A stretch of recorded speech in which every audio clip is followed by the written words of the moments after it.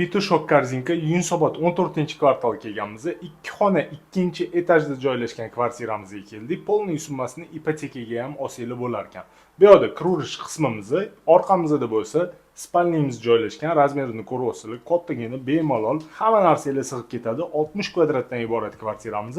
Endi to'g'riga yurganimizda birinchi bo'lib sanuzyolimiz keladi. Yonida bo'lsa alohida hammomimiz joylashgan. Sosteniyasini ko'rib turibsizlar, o'rtacha bemalol kirib yashab tursanglar ham bo'ladi yoki asijit qilib olsanglar ham bo'lar ekan bu kvartirani. Bu yerda oshxonamiz va balkonimiz 2 metrga 6 metrlik ko'ryapsizlar, juda ham katta. Xohlasanglar bu yerdan ham bitta xona yasab qo'ysanglar bo'ladi. Endi zalimizga kiramiz. Zalimizdan ko'ryapsizlar, bemalol hamma narsa sig'adi. Bu yerdan mana koridorimizga chiqib ketsak bo'ladi.